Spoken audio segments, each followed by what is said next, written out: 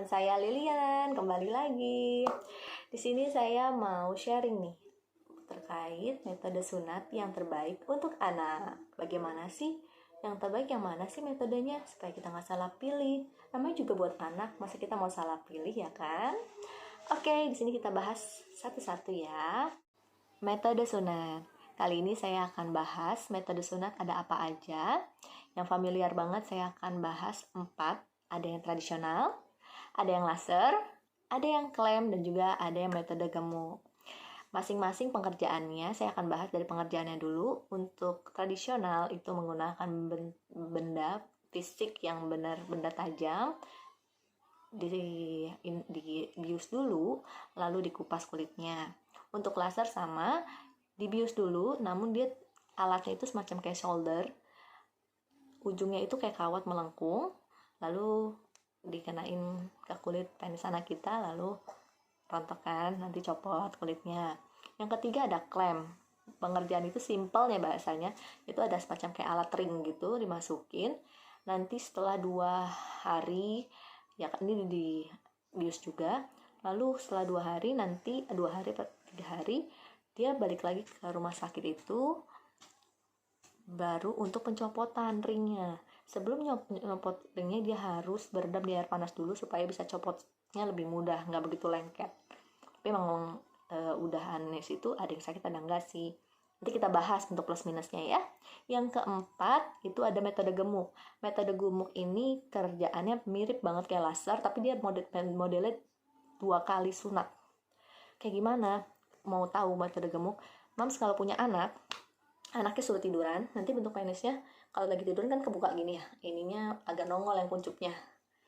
Kita kan suka bersihin penis anak ya, kayak gini dia kelihatan tuh, ini kulit ininya, maaf ya, dia gini pas lagi tiduran. Pas lagi duduk ini hilang nih begini. Nah itu coba dicek ke dokter, konsul, kasih tahu ke dokternya, dok anak saya coba dilihat deh kalau mau sunat ya, itu kayaknya dia gemuk nggak ya. Kalau dia tiduran begini pas lagi dia duduk ketutup banget begini, itu biasanya itu perlu metodenya yang gemuk. Pengerjaannya itu adalah kayak laser, tapi dia 2 kali.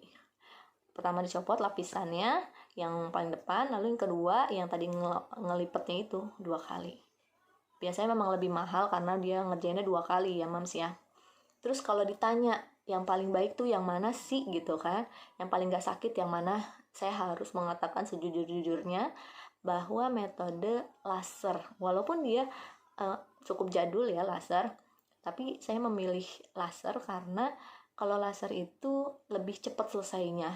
Emang sih selesainya tuh maksudnya cepat kering, sakit, oke, semua sunat sakit gitu kan, tapi kalau laser sakitnya cepat hilang. Anak saya hari ini kesakitan ya kan, besoknya udah biasa aja, cuman langsung bisa pakai celana, nggak istilahnya pakai tutup apa, enggak, anak saya pakai celana biasa aja, cuman yang longgar ya, nggak celana legging juga ya kali gitu kan. Oke, dari situ mungkin nanti kalau ada yang mau nanya di komen aja ya, nanti saya akan bantu jawabnya. Terus kalau misalnya laser, kenapa laser? Pengerjaannya itu cepat ya kan. Kalau klaim saya nggak rekomen banget buat para moms untuk klaim. Kalau saya nanya sama tempat sunatnya, rata-rata mau klaim karena harganya lebih mahal dibandingkan laser ya kan. Terus kita harus 2 kali balik juga ke mereka. Tapi setelah saya ngelihat orang yang klaim, which is saudara saya sendiri, tadinya anak saya mau klaim, tapi kebetulan pas itu jadinya laser. Nah anak saudara saya yang klaim itu, jadi dia 2 kali kerjaannya, sakitnya 2 kali, nangisnya 2 kali gitu kan, pas saat mau disunat sama pas mau nyopot klaimnya. Jadi aku nggak rekomen banget buat para moms diklaim anaknya.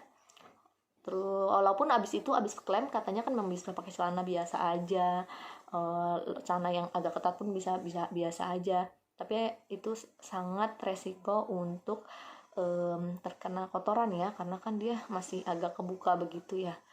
Gak rekomen ya aku pokoknya kalau untuk klaim. Dari saya ya, ini pendapat pribadi dari pengalaman yang saya alamin. Jadi saya menganjurkan either laser atau gemuk kalau memang itu lihat kondisi anak ya kan. Kalau gemuk pun, metode yang gemuk pun itu sama kayak laser, cuma dia 2 kali. Cuman Mams harus lihat dulu keadaan fisik anaknya Mams. Nah, kalau yang laser itu pengerjaannya disuntik 2 kali, terus habis itu dicopot, ya kan, diset, copot, udah. Anak saya hari ini sunat siang, seharian tuh rewel sampai malam. Besok tapi pakai celana, udah pakai celana yang agak longgar.